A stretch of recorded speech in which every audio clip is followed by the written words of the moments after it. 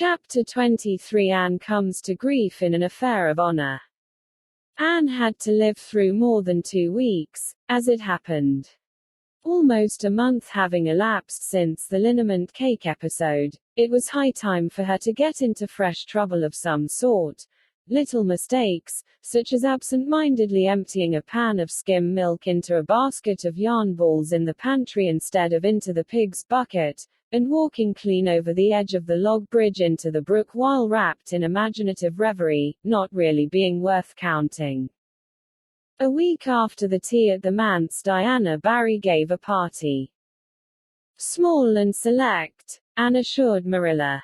Just the girls in our class. They had a very good time and nothing untoward happened until after tea, when they found themselves in the Barry garden, a little tired of all the games and ripe for any enticing form of mischief which might present itself. This presently took the form of daring. Daring was the fashionable amusement among the Avonlea small fry just then. It had begun among the boys, but soon spread to the girls, and all the silly things that were done in Avonlea that summer because the doers thereof were dared to do them would fill a book by themselves. First of all, Carrie Sloane dared Ruby Gillis to climb to a certain point in the huge old willow tree before the front door, which Ruby Gillis, albeit in mortal dread of the fat green caterpillars with which said tree was infested and with the fear of her mother before her eyes if she should tear her new muslin dress, nimbly did, to the discomfiture of the aforesaid Carrie Sloane. Then Josie Pye dared Jane Andrews to hop on her left leg around the garden without stopping once or putting her right foot to the ground, which Jane Andrews gamely tried to do, but gave out at the third corner and had to confess herself defeated. Josie's triumph being rather more pronounced than good taste permitted, Anne Shirley dared her to walk along the top of the board fence which bounded the garden to the east. Now, to walk board fences requires more skill and steadiness of head and heel than one might suppose who has never tried it. But Josie Pye, if deficient in some qualities that make for popularity, had at least a natural and inborn gift, duly cultivated, for walking board fences. Josie walked the Barry fence with an airy unconcern which seemed to imply that a little thing like that wasn't worth a dare. Reluctant admiration greeted her exploit, for most of the other girls could appreciate it, having suffered many things themselves in their efforts to walk fences. Josie descended from her perch, flushed with victory, and darted a defiant glance at Anne. Anne tossed her red braids. I don't think it's such a very wonderful thing to walk a little, low, board fence, she said. I knew a girl in Marysville who could walk the ridgepole of a roof. I don't believe it, said Josie flatly. I don't believe anybody could walk a ridgepole. You couldn't, anyhow. Couldn't I? Cried Anne rashly. Then I dare you to do it, said Josie defiantly.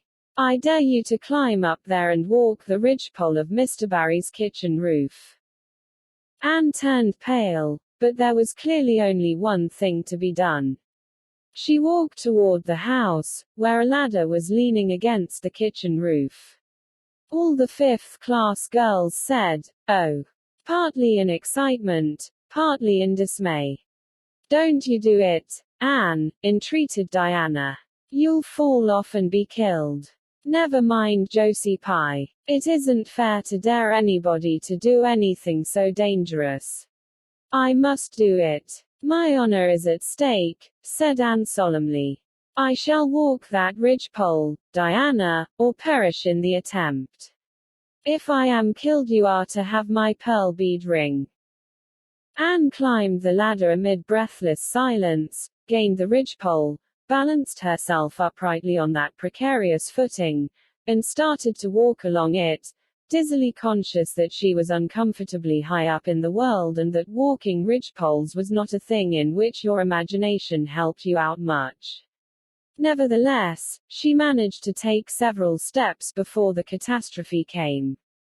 Then she swayed, lost her balance, stumbled, staggered, and fell, sliding down over the sun-baked roof and crashing off it through the tangle of Virginia creeper beneath, all before the dismayed circle below could give a simultaneous, terrified shriek. If Anne had tumbled off the roof on the side up which she had ascended, Diana would probably have fallen heir to the pearl bead ring then and there. Fortunately she fell on the other side, where the roof extended down over the porch so nearly to the ground that a fall therefrom was a much less serious thing. Nevertheless, when Diana and the other girls had rushed frantically around the house except Ruby Gillis, who remained as if rooted to the ground and went into hysterics, they found Anne lying all white and limp among the wreck and ruin of the Virginia creeper. "Anne, are you killed?" shrieked Diana, throwing herself on her knees beside her friend. "Oh, Anne, dear Anne, speak just one word to me and tell me if you're killed."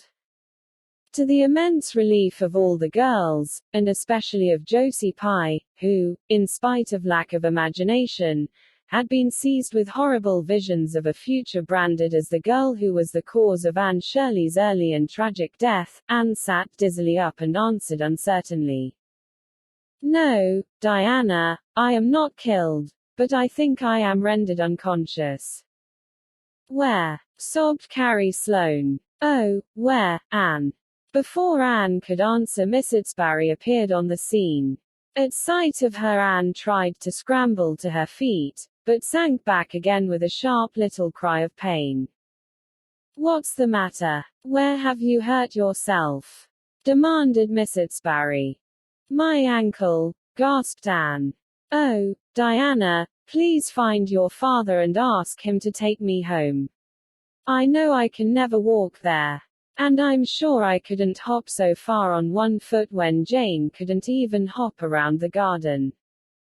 Marilla was out in the orchard picking a panful of summer apples when she saw Mr. Barry coming over the log bridge and up the slope, with Miss Sutsbury beside him and a whole procession of little girls trailing after him. In his arms he carried Anne, whose head lay limply against his shoulder.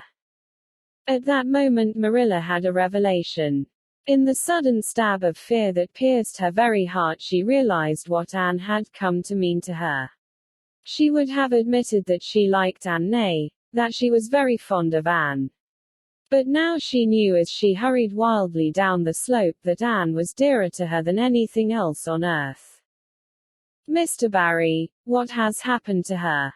she gasped, more white and shaken than the self-contained, sensible Marilla had been for many years. Anne herself answered, lifting her head. "Don't be very frightened, Marilla. I was walking the ridgepole and I fell off. I expect I have sprained my ankle. But, Marilla, I might have broken my neck. Let us look on the bright side of things. I might have known you'd go and do something of the sort when I let you go to that party," said Marilla, sharp and shrewish in her very relief. "Bring her in here, Mr. Barry, and lay her on the sofa. Mercy me, the child has gone and fainted." It was quite true. Overcome by the pain of her injury, Anne had one more of her wishes granted to her. She had fainted dead away. Matthew, hastily summoned from the harvest field, was straightway dispatched for the doctor, who in due time came, to discover that the injury was more serious than they had supposed. Anne's ankle was broken. That night, when Marilla went up to the east gable, where a white-faced girl was lying, a plaintive voice greeted her from the bed. "Aren't you very sorry for me, Marilla?" "It was your own fault," said Marilla, twitching down the blind and lighting a lamp. "And that is just why you should be sorry for me," said Anne, "because the thought that it is all my own fault is what makes it so hard. If I could blame it on anybody I would feel so much better. But what would you have done, Marilla, if you had been dared to walk a ridgepole?" "I'd have stayed on good firm ground and let them dare away."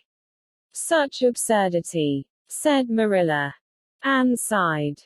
But you have such strength of mind, Marilla. I haven't. I just felt that I couldn't bear Josie Pye's scorn. She would have crowed over me all my life. And I think I have been punished so much that you needn't be very cross with me, Marilla. It's not a bit nice to faint, after all. And the doctor hurt me dreadfully when he was setting my ankle.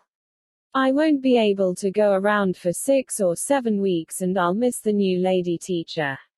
She won't be new anymore by the time I'm able to go to school. And Gil, everybody will get ahead of me in class. Oh, I am an afflicted mortal.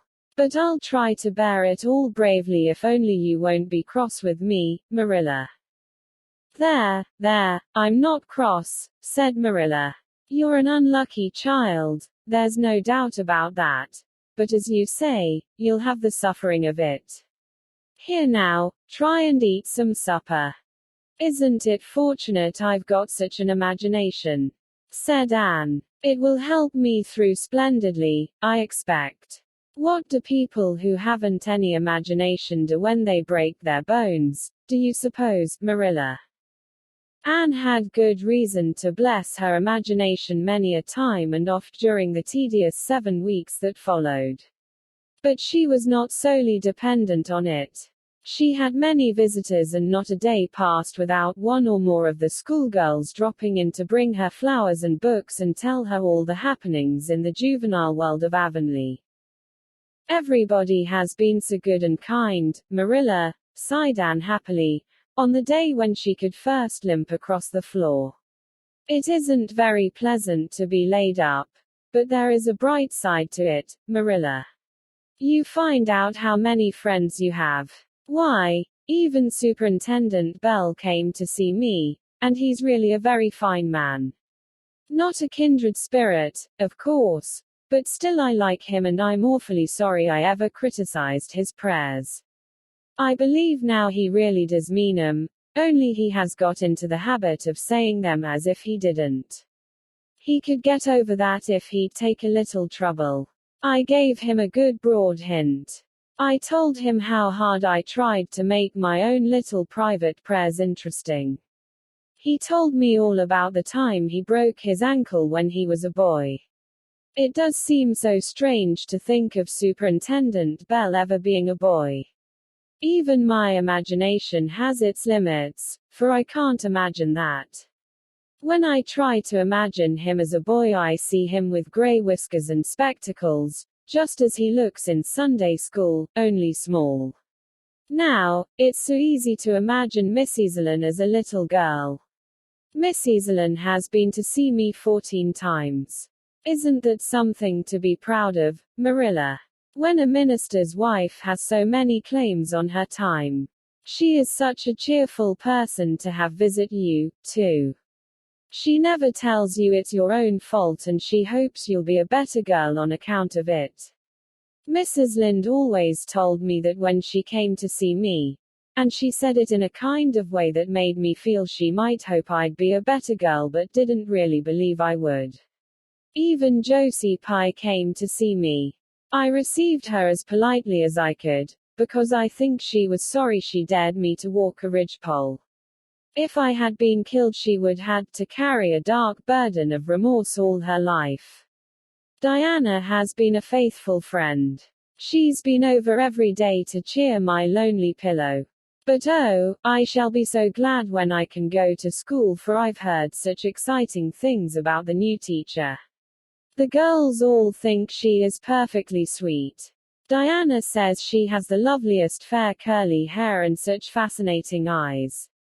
She dresses beautifully, and her sleeve puffs are bigger than anybody else's in Avonlea. Every other Friday afternoon she has recitations and everybody has to say a piece or take part in a dialogue. Oh, it's just glorious to think of it. Josie Pye says she hates it, but that is just because Josie has so little imagination. Diana and Ruby Gillis and Jane Andrews are preparing a dialogue, called A Morning Visit, for next Friday. And the Friday afternoons they don't have recitations. Miss Stacy takes them all to the woods for a field day and they study ferns and flowers and birds. And they have physical culture exercises every morning and evening. Mrs. Lynde says she never heard of such goings-on, and it all comes of having a lady teacher. But I think it must be splendid, and I believe I shall find that Miss Stacy is a kindred spirit.